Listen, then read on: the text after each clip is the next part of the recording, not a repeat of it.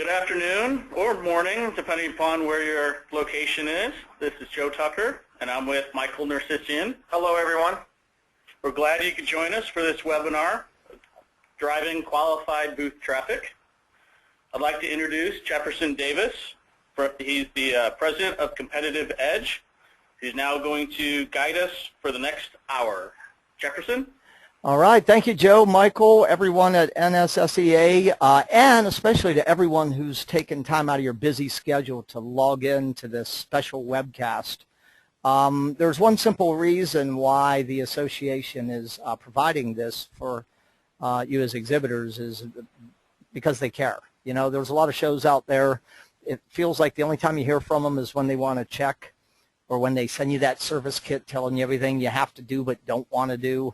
Well, you've got a group over here at NSSEA that really cares about you as an exhibitor and realizes that unless you're successful exhibiting, then they're not successful and the event is not successful. So to that end today, we're going to take a real hard swing at what I think is one of the most critical factors that determines the success of your exhibit program is your ability to attract enough of the right attendees to your exhibit. So driving qualified booth traffic is going to be the subject matter of what we're going to address today. So some of the objectives we'll hit quickly will be, we're going to take you inside of some of the behavioral changes that have taken place over the last several years with attendees, and I think you'll understand, because of these behavioral changes, why pre-marketing your exhibit is not a maybe. It's not a, oh, I'd like to find money or time to do that. It's an absolutely must do if you're going to succeed in the game of exhibiting today. Second, we're going to walk you through a proven 8-step planning process that I have applied. I've been developing and fine-tuning this process now for 23 years, and I've applied it with companies of all sizes in almost every industry you can imagine. And when you adapt and apply this process, it is a game changer. I've had small companies spending $15,000 on a show, getting little or nothing back, drive this process, pull $250,000 out of their next show. I've had medium-sized companies spending $50,000, $60,000 on a show, getting nothing back previously, driving qualified booth traffic, turn it into a $2, $3 million turnaround. I've had larger companies pull some amazing results from applying. Okay, so this 8-step process, we're going to cover it very quickly. And by the way, you should have received an e-workbook. Hopefully you've downloaded it. Hopefully you've printed a copy out. This is going to be a hear it, see it, write it, do it webcast. We're not here to sell you anything today. This is purely educational. What we want most is for you to take the ideas that make sense, put them to work. So when you walk off the show floor at EdSpaces on December 7, you look back and say, wow, what a difference a show can make. We're going to kind of give just a quick peek at some of the marketing resources that are available through the association. And then finally, we'll wrap this up kind of showing you conceptually what an integrated pre-show marketing campaign looks like, and showing you some visual examples of what it looks like too. So grab your pen.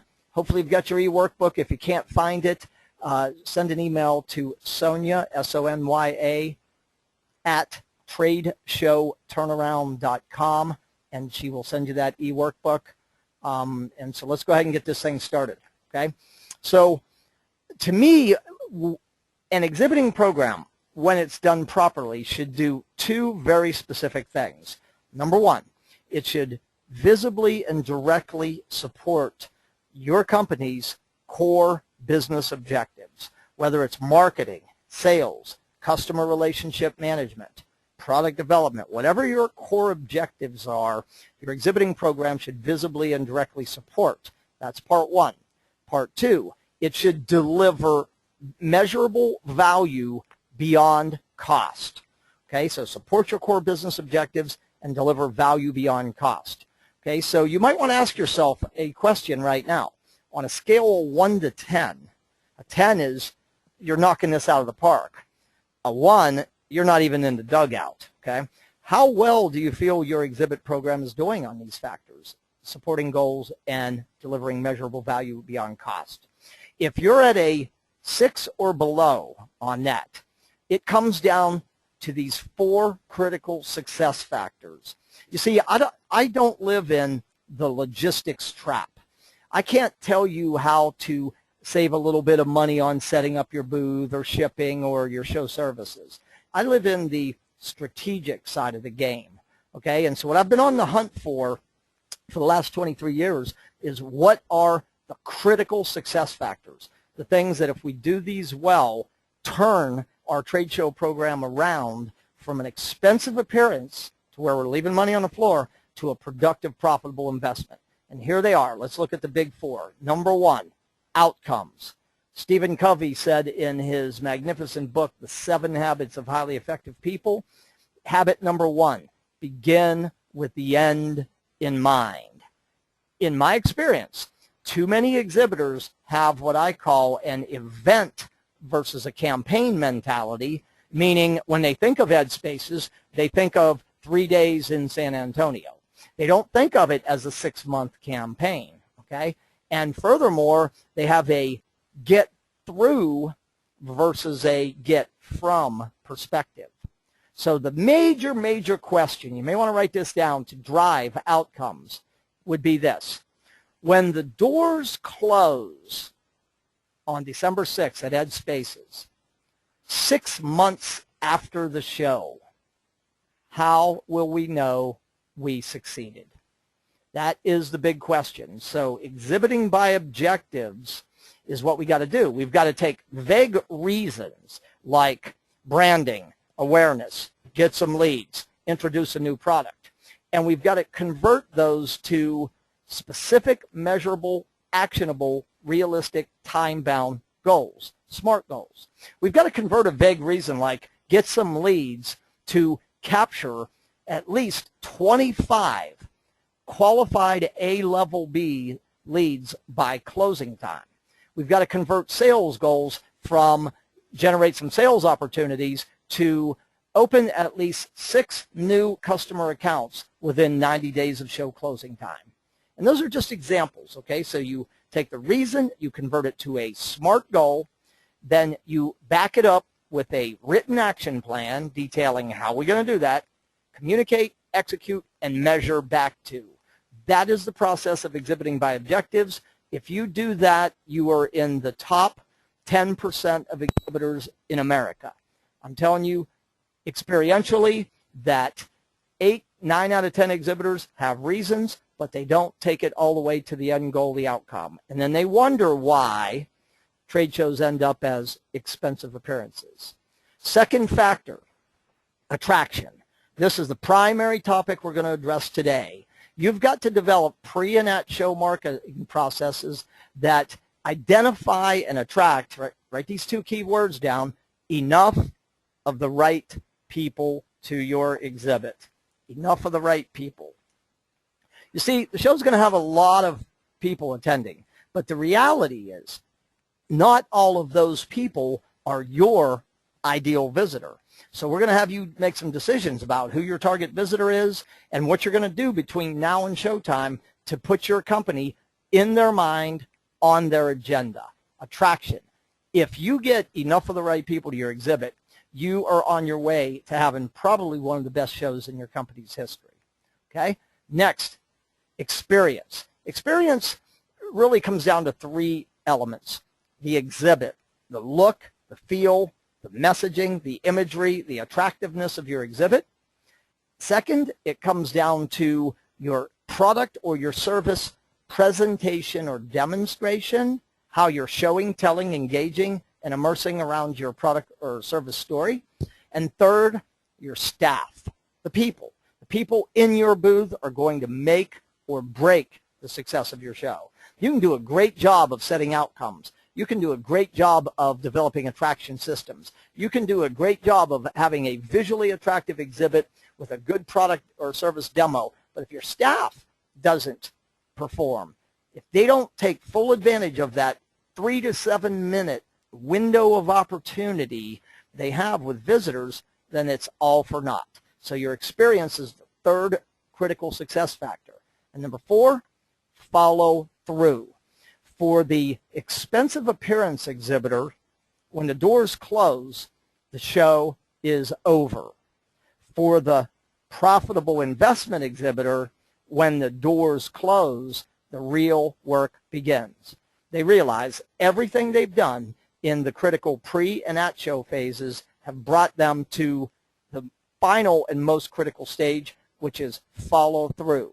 We have a very clear objective what we're trying to do here: convert visitor commitments to physical action, ideally purchasing actions, measure and report results. You do these 4 things well, I can stop this webcast right now and tell you you will be massively successful at any and every show you choose to do from this day forward. On the flip side, you fail to address any one of these 4 legs. Just like a table, picture this like a table or a chair with 4 legs. If I were to bend one of the legs or break one of the legs off and ask you to sit down on it, it wouldn't be pretty. Same thing with exhibiting. So here's your second checkpoint in this web briefing. On a scale of 1 to 10, how well do you feel your company is addressing the 4 critical factors of outcomes, attraction, experience, and follow-through? The way you improve something, Dr. Phil says it pretty well. He says a lot of things, but he says you can't fix what you don't acknowledge. And so you've got to be honest and go, on a 1 to 10, how well are we doing on these 4 areas? If we're not doing well, this is the fast track to turning trade shows around. Focus on these 4 critical success factors. Okay, so let's talk about attraction. Let's get into the game here. This cartoon brings it home for me. You know, here it is. This is from the Dogbert series. The guy walks up to the booth. Hey, what kind of free stuff you got? Oh, you got pens? Well, that's original. Fill her up. Not going to give you any eye contact. Turns around, walks away. That is what we call the trick-or-treater. He's got the bag. Sometimes these people carrying bags are carrying 2 bags. We call those ones the double baggers, okay? But here's the million-dollar question that I want you to process. Who do you want to see at your booth? Okay, a couple thoughts on this. You want to come from the place of selective attraction, because the reality is not everybody in this show is your ideal visitor. And if you use non-selective attraction devices, case in point, if the way you grab people's attention and get them to your booth is a popcorn machine, who are you attracting? Hungry people. If you're using beverages, be it tea, coffee, smoothies, alcohol, who are you attracting? Thirsty people. If you're using spin the wheel, putt the putter, play the virtual reality, drop your card in the fishbowl, who are you attracting? Contestants. Okay? Those are non-selective attraction devices. They give the illusion, okay, because, well, at least there's somebody at our booth, but are they the right people? That is the question that we're on, okay? So let's talk about trade show attendee behaviors and kind of how they've changed over the last several years. Some big distinctions. They're sending smaller teams. They're not sending as many people, but the good news, the people that are attending have more influence and more authority. When we look at the job functions and titles of who is attending, we're seeing that the days of clearing out the office just to go hang out at the show are over. They are coming to get value from the show. Second, because of all kinds of changes, specifically in the educational marketplace and the government marketplace, there's a little more challenges on travel, so they're having to fight more to get funding, and they are registering closer to the show time. Number 3, in 2002, the average attendee spent anywhere from 2.6 to 3.9 days at a show. Today, that number is down to 1.5 to 2.4. So your average attendee has chopped a day to a day and a half of their time at the show off.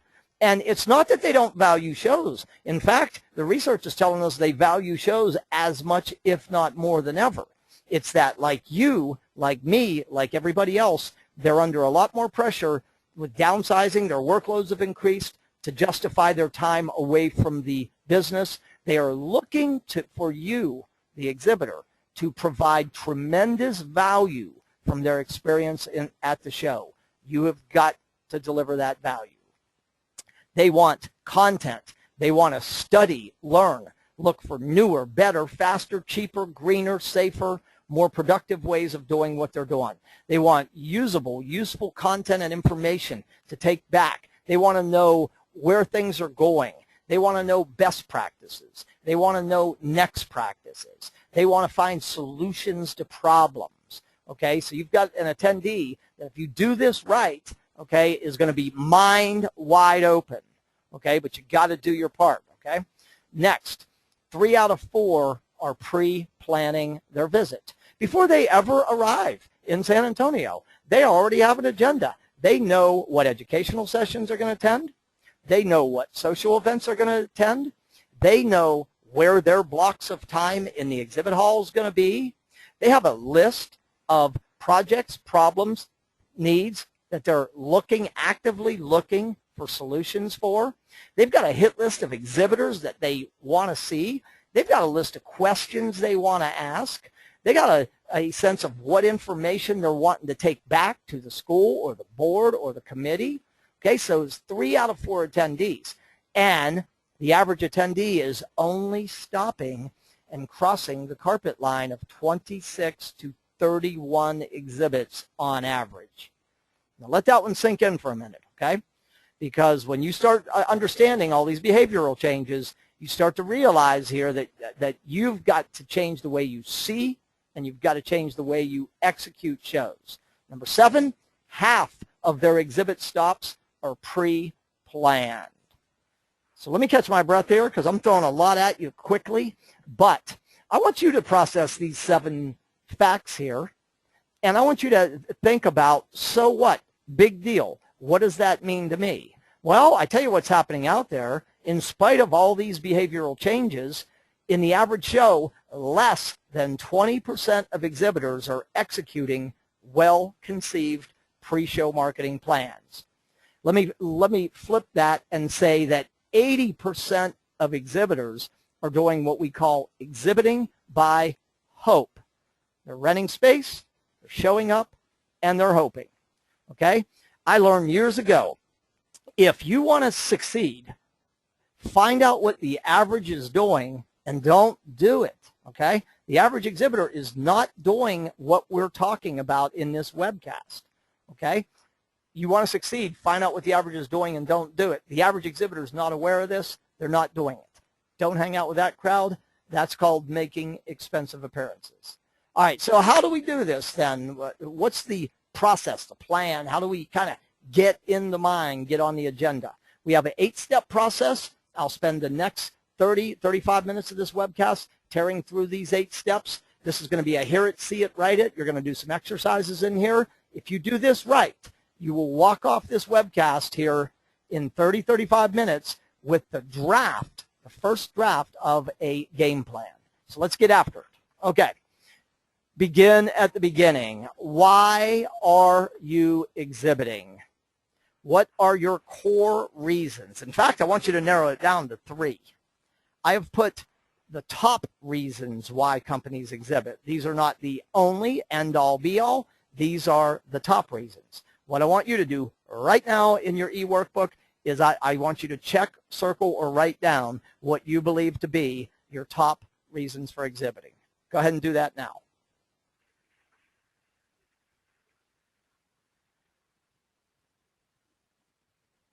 Isn't it amazing when you look at these reasons that you begin to maybe understand that it's possible that you've only been skimming the surface of what you can get done at a show like EdSpaces? I believe absolutely firmly that you can get more done in 3 days at a show than you can get done in 3 months out in the field, if you're aware of it, if you know why you're exhibiting, and if you take advantage of the opportunities. So step 1, Get clear in terms of what you're trying to accomplish. Different media, different strategies will support different goals better than others. Like Stephen Covey said, begin with the end in mind. Okay, number 2. See that picture up in the corner there? All those people on the floor there? I've said it multiple times. I'm going to say it again. Not everybody that attends the show is your ideal visitor. So if you're going to get your fair share, what you got to do is say, who do I want to see? So we're going to create a profile as our second action step. And it comes down to what type of an attendee or what type of an organization. Okay, if you're targeting educational facilities, you might be looking for school, college officers, the facility planners. Maybe you're targeting distributors because you are a manufacturer who is selling through the distributor selling to the architect, the interior designers. And maybe you're targeting them. The architects and designers will typically create what? The specs. Okay, so I want you to think about your go-to-market strategy. You know, is it manufacturer to distributor to school to architect? What is your go-to-market strategy? Or are you a manufacturer who goes direct? You don't use distributors. You go direct to the architect and the school facilities. So think about your what types of attendees, what types of organizations. Next, real important, listen close here. Think about job titles and functions within the type of organization. Here's the question. Who uses, influences, specifies, recommends, makes, and can veto buying decisions for what you do? The biggest problem that I see when exhibitors create a profile is that they try to cast too narrow of a net. They go, we only want the facility planner. Well, the facility planner probably has a team around them of different disciplines. So cast a wider net on your job titles and functions, because especially today when you're in any form of school or governmental, anything, you know, you've got a complex buying situation here, multiple influencers, cast a wider net. 3, geographical region or area. Maybe you only target and can deliver in the Southwest. Maybe you can only target and deliver in the Northeast. Does that play a role in your plan? If so, write it down. Does grade level play a role? Maybe your products, maybe your services are targeted more toward elementary schools or pre-K. Maybe it's middle schools, maybe it's high schools, maybe it's college. Okay, so think about, does that play in a role? And then I'm going to leave other open to anything else that you want to do. But here's your assignment in step 2, okay? I want you to take a look at the EdSpaces exhibitor prospectus. I want you to engage with Michael and Joe and the EdSpaces team to kind of go inside and determine who your audience is and how many attend, okay?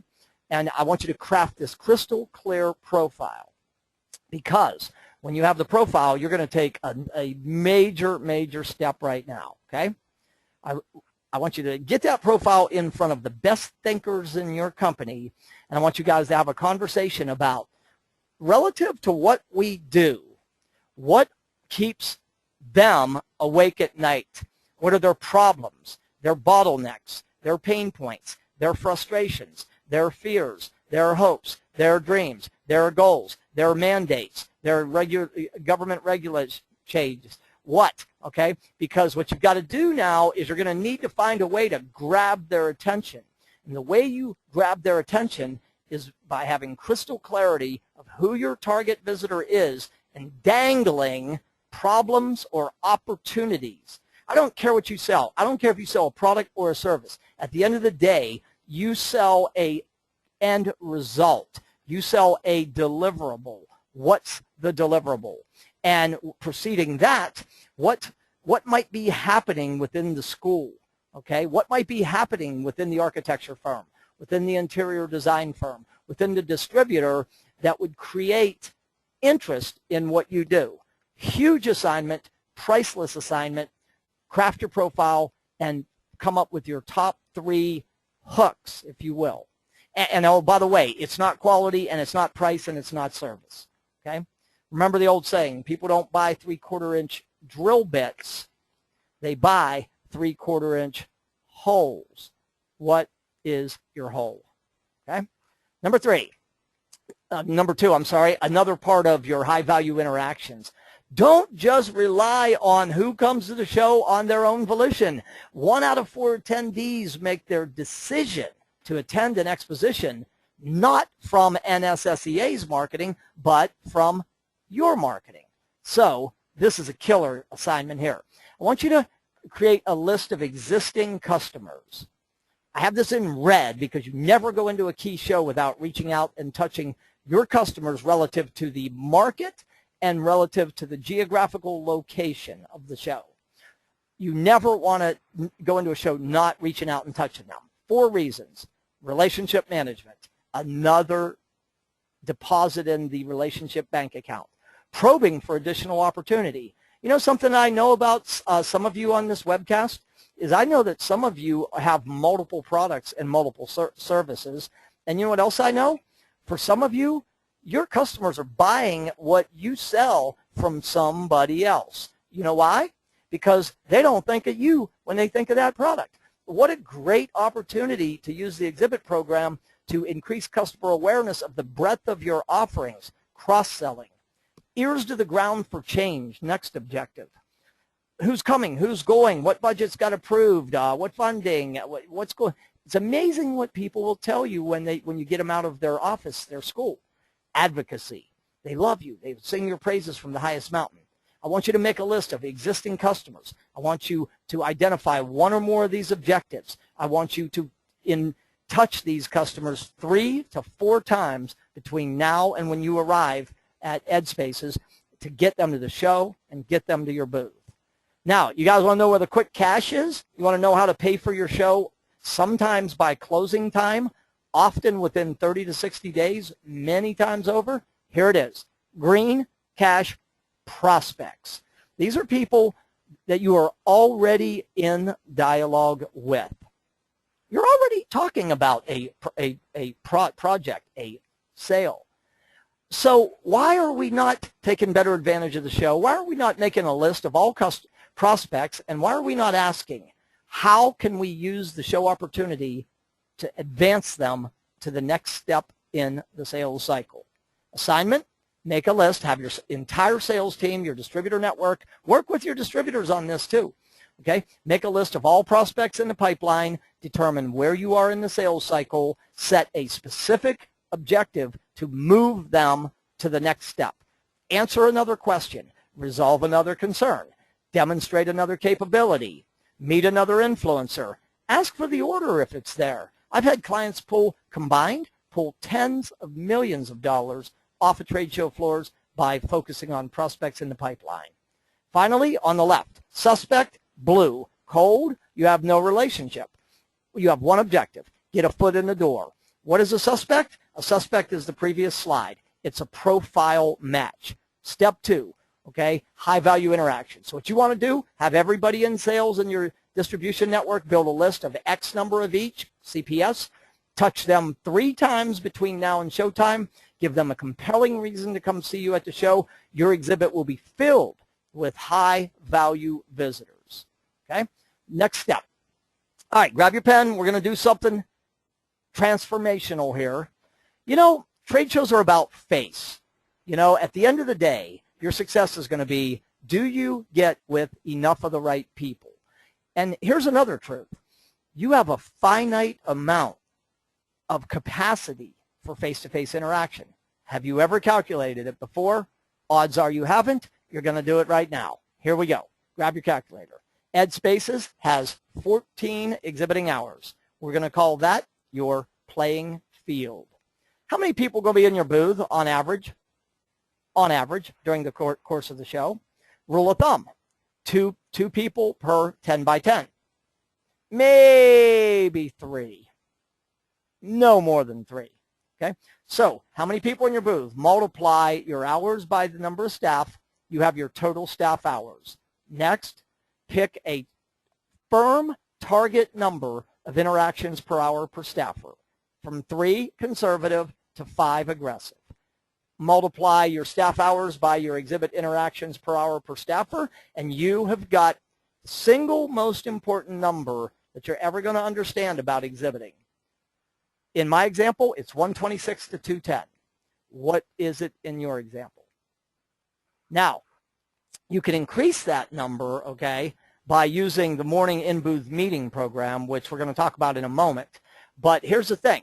Your job between now and showtime is to get in the mind and get on the agenda of the 126, or in this example, the 210 best visitors. You don't want the guy, the trick-or-treater coming up to your booth. Don't count him as one, okay? No better feeling in the world than walking into a show. In this example, let's say my exhibit interaction capacity is 126. Imagine the feeling of walking into the show with 47 confirmed appointments, with 65 verbal commitments where the person said, yes, I'm coming, can't set a day and time, I'll be by to see you, and only relying on 20, 25 people falling in from the aisles. You do that, you are a rock star at exhibiting. And I'm telling you, very few exhibitors do that. Why? They don't understand. They have a finite amount of interaction capacity, and they're not executing a well-conceived pre-show marketing campaign. Okay, so poll time. I want to ask you a question. You're going to see a poll come up on your screen right now. What percentage of your total exhibit budget, what percentage do you allocate to promoting your exhibit, to driving qualified booth traffic? The poll is open right now. Fastest fingers, press the radio dial button that applies. I'll give you just a moment to do this.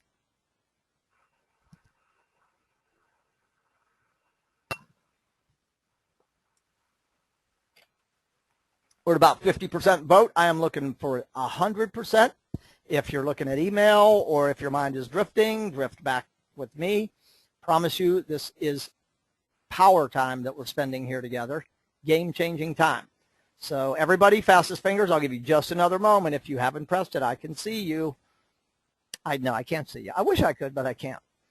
All right. So we are pretty close. We're at almost, what, 75, 80%. So I'm going to go ahead and close and post. And I'm going to speak to these numbers here for a moment. Okay. So what are we seeing from the poll? Congratulations. You are one of the first groups I've had where none of you said you're not investing anything. Okay? Those of you that are in the 15% plus range, uber congratulations to you. Those of you that are above 6 to 9%, congratulations to you also. I showed you this chart for a reason. I ran this poll for a reason because I want you to look at this next slide. Here we go. This is the latest research on where the exhibiting dollar goes. See that little orange slice up in at 10, 11 o'clock there? Promotion. The average exhibitor allocates 6% of their budget toward promoting their exhibit. Remember our rule of success? If you want to succeed, find out what the average is doing and don't do it. I wouldn't do that. The average exhibitor is not getting what they could be getting from shows. How much should you invest? Well, I'm going to suggest in step 4 that you budget enough. The starting point, write down your total show budget right now. Multiply it by a minimum of 0.15 or 15%. Okay? Now, there are times when you're going to want to go well above 15%. When you're in a really big show, a lot of exhibiting companies, competition super intense, might be really hard to get your share, allocate more. You got a little booth, allocate more. You look at that floor plan and you don't like where you're at, allocate more. The market match, the audience that attends this show is a dead ringer match for you, allocate more. I've had some clients go as high as 25% of their total show budget to driving qualified booth traffic and have some of the best shows in their career. Because this is what I can say definitively. Let's go back to the pie chart. You see all these expense areas? the yellow and the red and the blue and the purple and the green, I guarantee you that if you don't get enough of the right people to your exhibit, those areas will end up as expenses. I can also make you a promise and a guarantee on the other side that if you do get enough of the right people to your exhibit, that all those areas will end up as an investment. How you want to do this? You want to make an expensive appearance or a profitable investment? So some of you are probably going to need to go back to your boss and kind of explain what we talked about in here about find out what the average is doing and don't do it, share the behavioral changes of attendees, show them the pie chart, talk to them about the reasons when to invest even more, and request more funding. Because again, if you get enough of the right people to your exhibit, you are on your way. Okay, I'm going to pass on this poll now, even though I had it in here, and here's why. You know, most shows charge you anywhere from $400 to $1,500 to acquire and use the pre-registered attendee list. You know, at EdSpaces, do you know how much the list costs? How about zero? How about free? So if you're not using the list, use the list. We'll talk a little bit more about list sources, okay? So step 5, let's move to that. So what are the best sources? What you're going to do now is you're going to kind of put together external and internal sources. The pre-registered attendee list. Why? They've registered. Why? They plan on coming. Why? You can access their data. Why? There's often demographic, sometimes there's even psychographic or purchase intent information in there. And it's free, okay? Pre and post-show list is available to you for free. Next, the post-show list. What a great list to pick up after the show and analyze who are our profile matches on that list that we did not see, and then circle back post-show. Your house list, the CPS model we talked about. You got to do that one. Customers, prospects, suspects. Previous show visitor lists. This show last year. Related shows that you've been in. People that are within geographical striking distance of this venue. Recent inquiries. Anybody that's called you, emailed you, visited your website, responded to your advertising, put them on the list. Your distributors. If you're a manufacturer selling with and through distributors, work with your distributors. They've got people they should be trying to attract to the show to move forward and close. Trade publication readership lists. What a great source. What a great research thing to ask at a show. What do my customers view as their must-read trade pub? Success leaves clues. If you asked your top 10 customers and 7 out of them told you that they read this pub consistently, I'd be looking to get a readership list. And when they're available, association member lists. So in step 5, here's the hunt that you're on. Internal list sources, external list sources, pull them all together into one count and make your list count at least 3 times your exhibit interaction capacity. In some cases, I would say you want to go as high as 5 if you can. So step 5, what are you going to do with your lists? Now, I'm throwing a lot at you quick. We've got about 20 minutes to go. I'm going to open the question queue for you to submit questions. So I want you right now, anything that has flashed in your mind, type the question and press submit. And I'm going to give you just a moment to do that. I'm going to move forward and I'm going to cover the questions on the back end because we got a lot to cover here. But I want to give you this chance to submit your questions right now. And please remember this. There is no such thing as a dumb question, okay? Well, there might be one. The one that you need to ask, the one that you want to ask, the one that you don't ask. So type your questions, press send, and I will stop at the back end and take all questions. And by the way, you may have questions that go beyond this, and Michael and Joe over at NSSEA are available, and I'm available at any time. We're here for one reason, to help you succeed at your exhibiting program, and we are never, never shy about you sending us questions, okay? So here we go. Now, by the way, let me summarize, okay?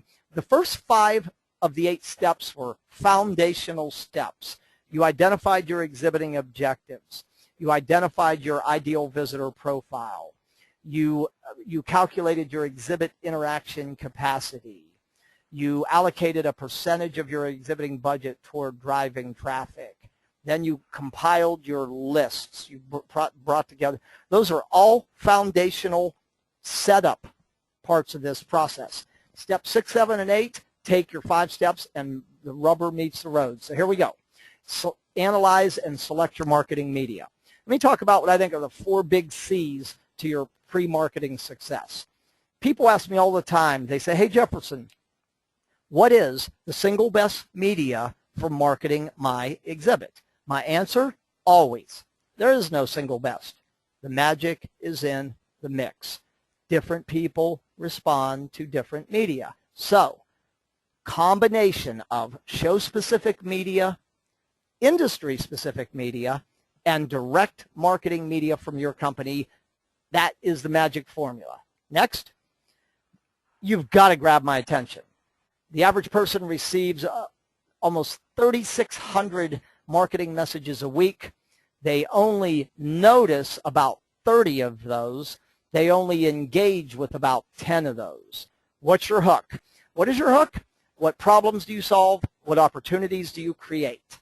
Okay? Make sure you have an arresting, captivating message, and the design theme throughout all of your media is very consistent, and I'll show you an example of that in a moment. There's only 4 basic messages you have to communicate. Remember the job of your pre-marketing. Remember this. It's not to tell your whole story. It's to grab their attention and build their interest, make visiting the show and visiting your exhibit as the place to learn. So you interrupt and you engage through your pre-marketing, you educate through the experience at the show, and then your follow-up, your offer. So what do you focus on in your pre-marketing? What we do, why you should care, who we are, where and how to find us. That's it. Heavy, heavy emphasis on the why they should care. Okay? Next, creative frequency. You're looking to pick a combination of media to land 3 direct hits in the days and weeks leading up to showtime. And not every shot is going to hit the mark. So you're probably going to want to have 4 to 7 or 8 different media in play with the goal of 3 of those being direct hits. You touch them once, you get a 1% response. You touch them twice, you get a 3 to 5% response. You touch them 3 times, you get a 15, 25, 30% response. Magic in spaced repetition through multiple media. Next, on selecting media, some considerations. Remember I had you pick your top 3 reasons? Well, certain media are going to support certain goals better than others. Case in point, if building awareness, hey, if people don't know who you are and don't know you exist, you're going to want to make sure that you're using a lot of high-touch, high-reach media. You're going to be doing print. You're going to be doing web, and so think about what your objectives are. If you've got a new product, a new service, you're going to want to be leveraging PR heavily in terms of new releases, interviews, everything. Think about your budget next. You don't have a finite amount of money, so you got to really spend it smart. Think about your capabilities to execute the media. Think about the timing, where the media drops or launches or deploys relative to the showtime. And number 5 might be the most important thing that I could share with you. Talk to your customers. Ask them what media they're paying attention to, what media they'll most likely respond to, what sort of messaging. Your customers will tell you if you'll just take the time to ask them. Number 6. So what you're trying to do now, okay, is understanding those first things is get a couple things going on the print component using show-specific media and industry-specific. PR, if you've got something new, you've got a story to tell, a problem that you're solving, bring the PR game into it. Your electronic media, from your website to social media to email to maybe even voice broadcast. Don't overlook direct mail. I'm telling you, the clutter in the business mailbox has gotten really, really light. Sending personal letters, personal invitations, oversized postcards, powerful stuff, and your personal contact. So, what am I telling you here? What I'm telling you is that an integrated pre and at show marketing campaign ideally will have one or more things going in all 5 of these areas. The more, the merrier. And a lot of these, by the way, are low cost but high impact. Direct mail. You can get oversized postcards out the door in their hands for under $1. How much does it cost to make phone calls from your sales team? Hardly anything. How much does it cost to use social media and email? Very little. How much does it cost to promote the show on your website? Very little. What does PR cost? Not much. Print and display? Maybe a little more. But in this show, I've looked at the rate cards for all the products. Man, there are some, compared to a lot of shows I work with, almost every advertising option I've seen in this show is definitely budget friendly. Okay, so you also want to think about some of the newer, the emerging media, the ability to personalize your mailers, specifically postcards, by using what we call variable data fields, the ability to drop their names and their organization names. Powerful stuff. Personalize URLs. Set up a landing page or a microsite specifically for the show, an event page. Send URLs that have the individual's name in them. The response rate on those is really high. Audio and video email. Set up a teaser video on YouTube. Drop the link into that YouTube into your emails. Voice broadcast. I just did a voice broadcast last night selling a program, telling people, hey, I know you're going to the show next week. Just want to give you a heads up. You're going to get an email tomorrow. I've already got a 35% open rate on that email today. Voice broadcast. Setting up a microsite with needs assessment and appointment enablers. Social media, LinkedIn, setting up event pages, adding to conversations, talking about problems and positioning the visit. Blogging, your blog, subject matter expert blogs. QR codes in your print, in your signage, in your exhibit, in your mailers. Quick response codes. Look at all the stuff you can do. So put your marketing hat on. Okay, marketing is the engine that drives your business. Okay, now I'm going to have Michael come on from NSSEA, and again, we're not here to sell you anything. We do want to make sure, though, that you're aware of some of the stuff that is available. We got a lot of free ops we want to know you about. So, Michael, tell us a little bit about some of the free stuff that is available through NSSEA. Thanks, Jefferson. The first one that I would actually like to go over is it's the basic exhibitor listing, and this is also referred to on our website sometimes as a digital booth. And what this is, if you go on our website and you click on the floor plan, you are looking at a digital booth. And the information that's available there and what we have provided is an opportunity, a free opportunity for people to begin their marketing. As you said, 50% of all booth visits are pre-planned. One of the ways in which people decide where they're going to go is they're going to go to our website, and let's say an attendee wants to they want to buy modular equipment. They're going to look on that site and they're going to go through the list and click on who provides modular equipment, and that's going to bring up everyone that has gone in, every one of our exhibitors that's gone in and listed what they're doing. So what we're providing is an opportunity for every one of our exhibitors to say everything that they do. There's some obvious reasons why that's important, but also to go back to what you said earlier, Jefferson, about there may be things that you do that the customers you already have don't know that you do. A customer you have may have 4 problems, and you're already on their list to solve one of them. And when they go in and look at the list of what you do, the list, now all of a sudden you're going to solve 2 of their problems. So it's uber important that you're going in and putting in as much information in your digital booth as you can. Now, there are some opportunities to add press releases and to add YouTube videos and to do a lot more extensive on that that we do provide. And if you're interested in doing a lot more than just the basic things that we provide, please feel free to email or call us. The easiest way to get a hold of anybody here, the email address is exhibits@NSSEA.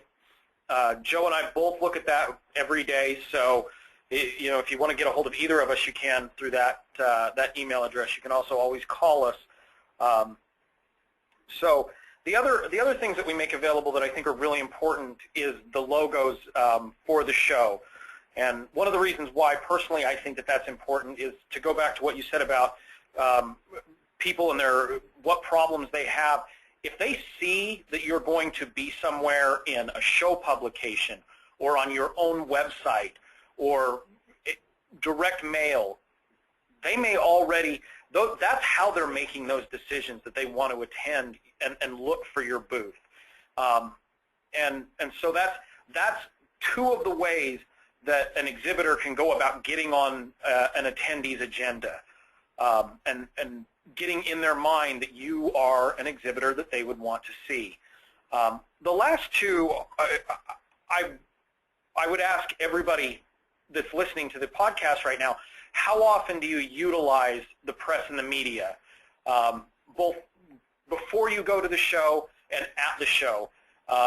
Is it involved in your plan? We have made available to anyone who would like to take advantage of it is the opportunity for you to generate press releases so that you can reach out to local media outlets, and then also the press room will be available at the show itself. And so as you're crafting what you're going to do, are you also trying to take advantage of what could potentially be free marketing or free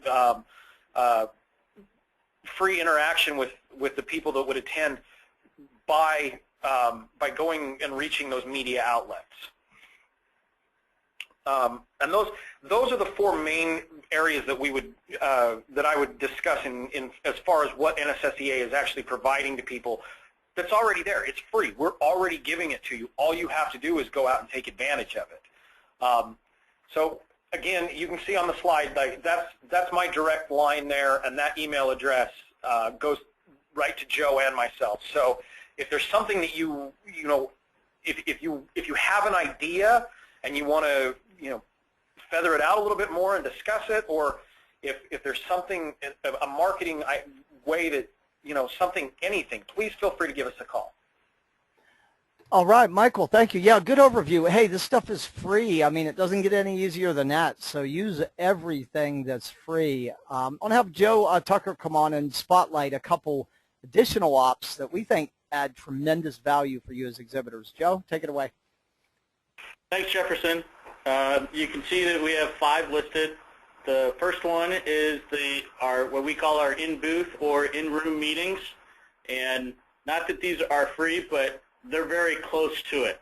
And any budget can hold these meetings. By providing the pre-registered list, you're able to mine that list, see who's important, see who you do business with, who you need to meet, who you want to meet, reach out to them, and between 9:30 and noon on Wednesday and Thursday morning, you can request a meeting with them and hold a meeting in your booth, basically private, with your products there, and have a one-on-one or company-to-company meeting.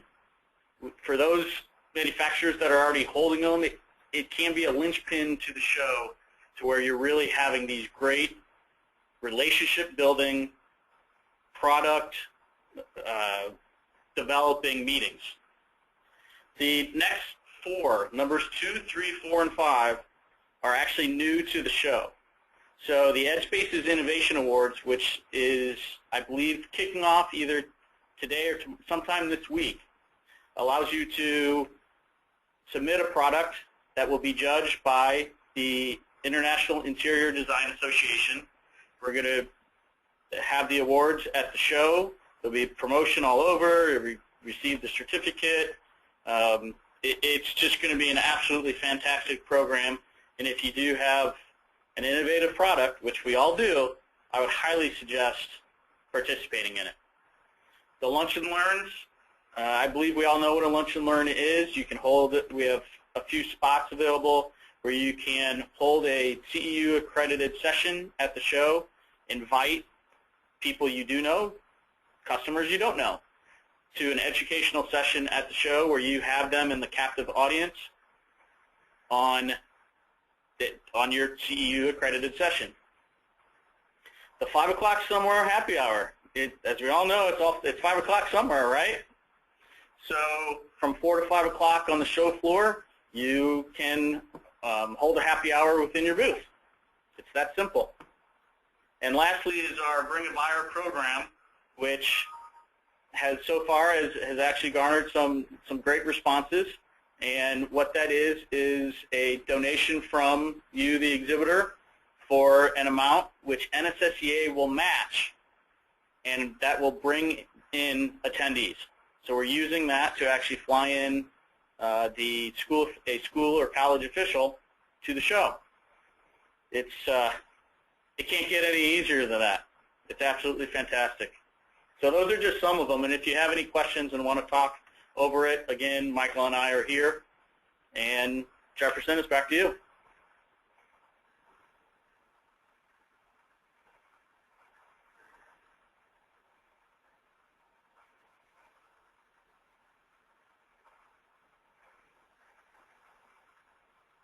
Jefferson? Yes, I'm back. Apologize, I was self-muted. There's some sponsorship ops that are available. These are paid advertising. For me, when I exhibit, I'm usually in a smaller booth, maybe a 10 by 10, 10 by 20. Two of them that I've always found to be really productive has been print advertising in the official show program, especially when a show does what EdSpaces does, and they send it to prior to the show. The show program is a great place to be they navigate, and they also, it has a 1-year shelf life. Attendee show bag inserts. If you're really trying to drive booth traffic at the venue, that's a really, really smart way to go. And when you think about sponsorships, think about what your core value proposition is, or your brand promise, or your position in the market. For example, if you want to be known as the best service, when you deal with us, we go the third mile on service. Then think about things like charging stations or an internet lounge. Okay, if you want to be thought leadership positioning, then sponsoring things like educational facility tours or educational sessions. So take a look at what's available, and this is what I want to say. View Michael and view Joe as your partners. View them as your unpaid consultants. They will spend the time with you to understand your goals, your target audience, your budget, and they'll help you put together a campaign. So view them, take advantage of their knowledge and their expertise. That's why they're there. All right, so let's begin to wind this down. Step 7. Okay, I put on my marketing hat here, my cap, and I said, okay, I'm a small exhibitor in a 10 by 20. My booth space cost is about $3,500, so I'm going to be investing $11,000 to $18,000. I'm going to pull at least 15% of that for pre-marketing my exhibit. My two goals are building my visibility and awareness, driving traffic to generate leads for sales conversion after the show.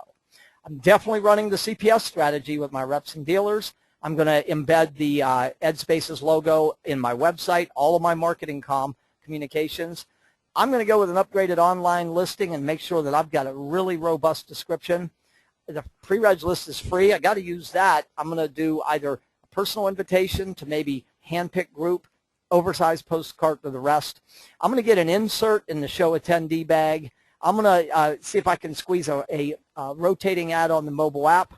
I'm going to use my pre-reg and my house lists to set appointments for my in-booth meetings and at all during the day. And then I'm going to grab the post-show list and sweep it for the attendees that didn't visit my booth, the right attendees. And that would be an integrated campaign using mail, using email, using phone, using print, attacking on all fronts. And that would be a campaign that would be doable for a small exhibitor, who's only investing 11 to 18 in the show. Let's say that I'm a larger exhibitor. I'm in a 20 by 30. I have similar goals, but I have a new product to introduce, and I want to really advance my position as being a thought leader. So I'm going to do all of that, but I'm going to get the media lists and press releases. I'm going to use the press room at the show. Why? I'm promoting a new product. I'm going to be sure to participate in the Innovation Awards because I want high visibility. I'm going to probably try to get the top banner ad on the mobile app. I'm definitely holding a lunch and learn program. Why? It supports thought leadership. And then I'm going to do a 5 o'clock somewhere happy hour along with the morning meetings. And that would be a very robust, integrated campaign that would be doable in this budget range. What would my campaign look like? Well, remember what we talked about. I've got to grab your attention, so my print component is going to use color and imagery and have a strong hook, clear branding on it, clear call to action. I'm going to carry that theme, that design and messaging theme, through to an oversized mailer. Notice I'm integrating personalized URL and digital fields with your name. Okay. Then I'm going to run down email addresses on my own through my house lists and whatever I can find. I'm going to do a 2-part HTML carrying the messaging look and feel through, integrating my personalized URL. Then I'm going to set up a microsite, a event page specifically for this show that has a needs assessment tool and the ability to click and set an appointment through the web page. That would be an example of carrying a message, a design theme, a look, a feel all the way through. And by the way, guess what my exhibit's going to look like? Just like this. It's going to carry the exact same imagery, all of this. It's the power of multiple media. It's the power of repetition. That's what makes marketing. Don't think mailing one piece, making one call is going to do it. You've got to attack on all fronts. Okay, so let's hit step 8 and close this up. You don't do this just to say you did it.